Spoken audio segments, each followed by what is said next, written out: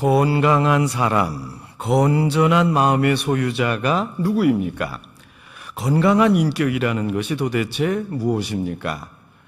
심리학자 칼 융은 존재에 대해 개별적 의식을 가진 사람이 건강하다 주장했습니다. 자기 자신을 타인과 비교하지 않는 사람이 건강하다는 의미입니다. 매사 내 것과 남의 것을 비교하는 사람들이 있습니다. 이것이 병든 사람들의 특징입니다. 남이 어떻고 남의 집이 어떻고 여러분 그게 무슨 상관입니까? 나는 나대로 사는 것입니다. 건강한 사람은 절대로 자신과 타인을 비교하지 않습니다. 비교하면 남에게 끌려다니는 것입니다. 자꾸 비교해서 어쩌자는 것입니까? 사람이 큰 사람이면 큰 사람대로, 작은 사람이면 작은 사람대로 각기 장점이 있습니다.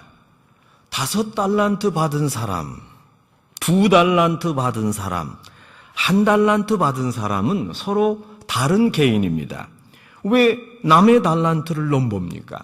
자꾸 다른 사람들과 비교해서 그런 비교의 노예가 되는 사람, 자기 정체성을 상실하는 사람, 건강하지 않은 사람입니다. 건강한 사람은 자기의 존재를 개별적으로 생각합니다. 그래서 남과 비교하지 않고 언제나 개별성을 지니고 살아갑니다. 건강한 사람은 수용성이 좋고 마음이 넓습니다. 그래서 건강한 사람은 남의 충고도 잘 받아들이고 누구의 이야기도 잘 듣습니다. 모범적으로 반응하며 살아갑니다. 잘 리스폰드합니다. 수용하고 좀 깊이 생각합니다. 그런데 건강하지 못한 사람은 대수롭지 않은 소리만 들어도 발끈합니다. 화를 잘 냅니다. 이 사람은 리액션으로 살아가는 사람입니다. 또 건강한 사람은 생산적으로 사고합니다. 우리가 건강한 인격이라고 말할 때 생산성을 중요시합니다. 생산적인 사랑, 생산적인 사고를 할 수 있는 사람이 건강합니다. 나만의 행복이 아니라 타인의 행복까지 생각해야 생산적인 사람입니다. 여러분, 혹 자녀 때문에 문제가 있으십니까? 또 반대로 부모님 때문에 걱정이 많으십니까? 여러분, 제가 부족하지만 이 문제 해결 방법을 가르쳐 드리겠습니다. 꼭 한번 이렇게 해보시기 바랍니다. 아주 간단합니다. 하루에 서너 번 자녀를 바라보고 한번 이렇게 말해보세요. 나는 너희들 때문에 행복하다. 또 저는 아버지, 어머님 때문에 너무 행복합니다.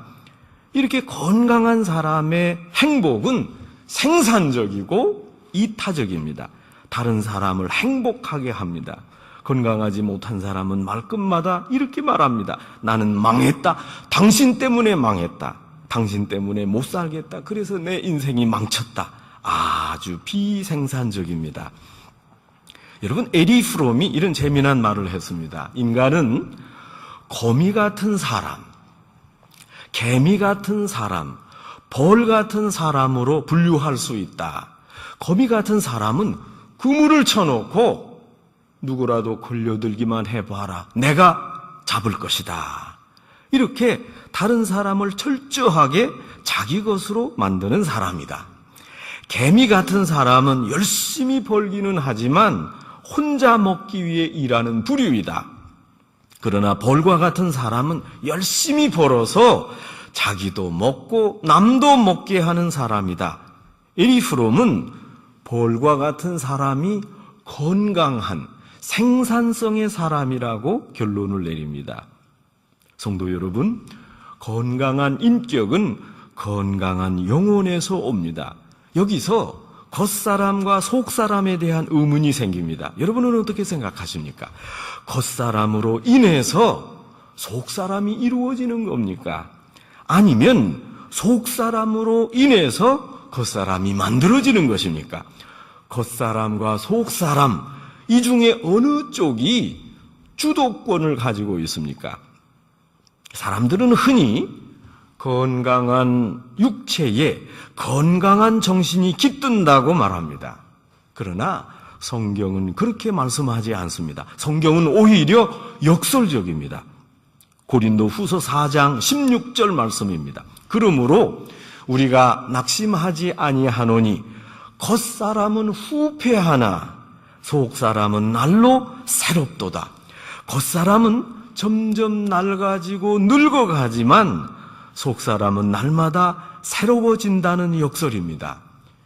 욥기 23장 10절에서 욥은 많은 시련을 당하고 역설적인 말을 합니다.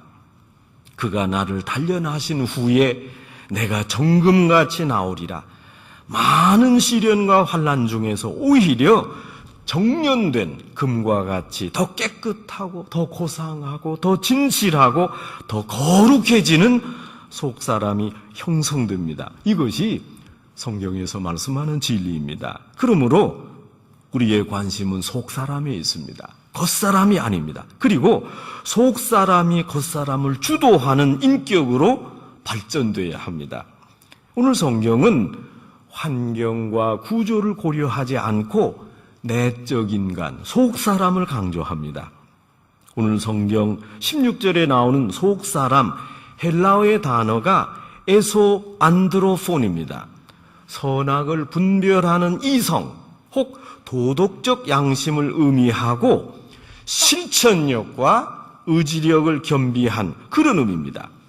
여러분, 그러나 성경의 의미는 조금 다릅니다. 오늘 성경에서 말하는 에소 안트로폰은 내적인 존재, 영혼을 가리킵니다. 하나님의 형상인 그 영혼을 지칭합니다. 그렇다면 이 속사람, 내적인 존재 영혼이 어떻게 건강해질 수 있습니까? 마태복음 4장에서 예수님이 마귀에게 시험을 당하십니다. 여러분, 이 장면을 자세히 읽어보면 우리는 큰 깨달음을 얻게 됩니다. 사람이 떡으로만 살 것이 아니요 하나님의 입에서 나오는 모든 말씀으로 살 것이라. 우리 영의 밥이 바로 세상에서 먹는 밥이 아니라 말씀이라는 것입니다. 우리 영혼이 성장하는 근거가 하나님의 말씀입니다. 부하고 가난하고 건강하고 병들고 또 물질적으로 많고 적음과 상관이 없습니다. 오직 하나님의 말씀으로 살고 건강해질 수 있습니다. 사도 바울은 에베소서 3장 16절에서 말합니다. 그 영광의 풍성을 따라 그 성령의 말미암아 너희 속사람이 능력으로 강건하게 하옵시고, 여러분 여기 강건해지다 하는 크라타오네나이, 이것이 무슨 뜻입니까? 이것은 힘있게 하다, 건강하게 하다, 그런 의미입니다. 우리 속사람에게 강건함을 주신다는 말입니다. 먼저 그 영광을 따라서 건강해진다는 말입니다. 저는 그 영광의 풍성을 따라 이 말씀을 대할 때마다 왠지 크리스마스 메시지가 생각이 납니다.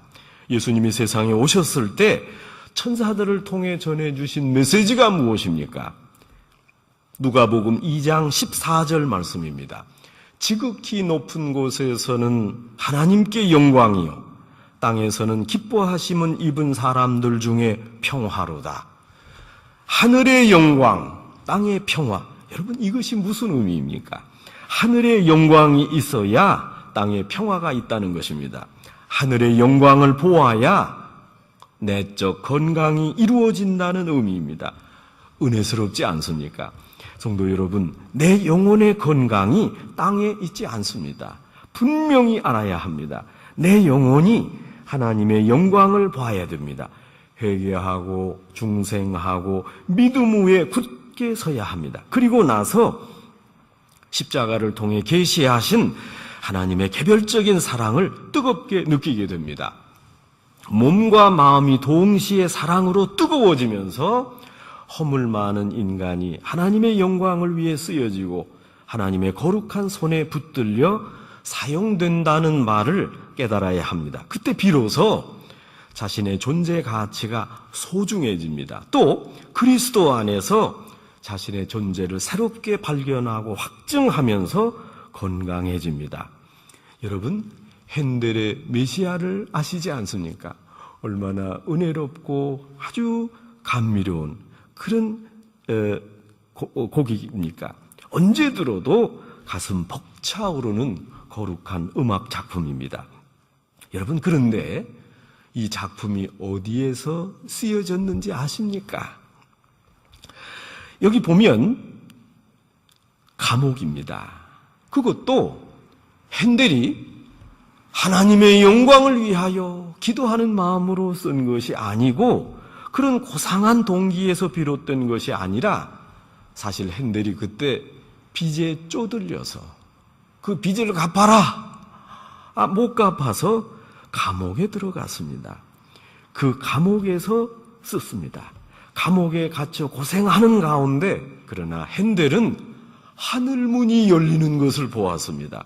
그래서 하늘의 영광을 보면서 이 메시아를 작곡했습니다. 핸델이 처음에 쓴 그 작곡 노트에 지금도 곳곳에 그의 눈물 자국이 남아 있습니다.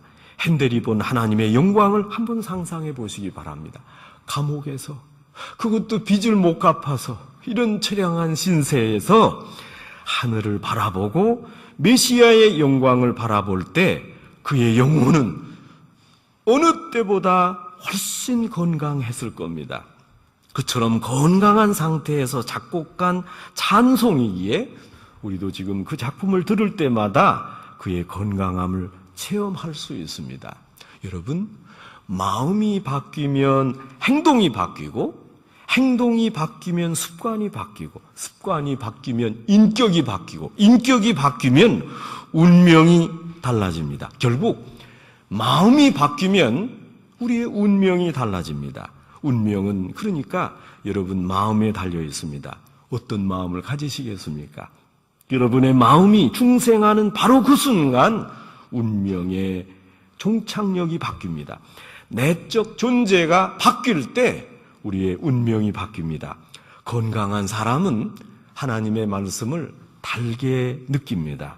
무슨 말씀을 들어도 꿀송이보다 더 달게 느껴지는 사람, 어떤 말씀이든지 다 소화시킬 수 있는 사람, 이런 사람이 건강합니다.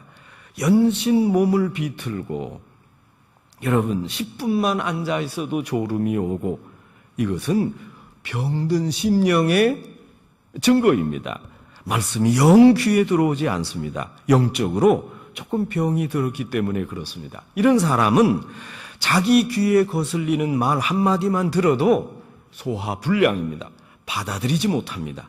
건강한 사람은 말씀의 은혜를 받으면 어디에 가서나 화평하지만 조금 병이 든 사람은 은혜를 받아서 돌아가면 우울해집니다. 왜 그렇습니까? 병든 사람에게는 모든 것이 짜증스럽고 불평이 되기 때문입니다. 병든 사람이 세상에서 화평하지 못한 이유는 당연한 지치입니다. 건강한 사람에게 모든 것이 더 아름답고 귀하게 보입니다. 성도 여러분 걱정이 많으십니까? 우리가 사는 사회, 병든 사회다. 그것을 염려하십니까? 혹 우리 주위에 어떤 사람 병든 인간을 염려하십니까? 여러분, 남 얘기하기 전에 내 속부터 점검합시다. 내 속 사람이 강건해지면 병든 사회, 병든 사람 넉넉히 이길 수 있습니다. 또 내가 더 건강하면 그것도 고칠 수 있습니다. 속 사람이 강건하면 무엇이든 다 이길 수 있고 다 소화할 수 있고 긍정적으로, 생산적으로, 창조적으로 수용할 수 있습니다. 성도 여러분, 우리가 늘 이렇게 기도합시다. 하나님이여, 나의 속 사람을 강건하게 하여 주옵소서. 그리하여 모든 것을 이기고 내 운명도 바뀌게 하여 주옵소서. 이렇게 늘 기도하시기 바랍니다. 강건한 속 사람을 이루어서 하나님께 늘 영광 돌리며 사시는 성도 여러분 되시기를 주님의 이름으로 축원합니다. 기도하겠습니다.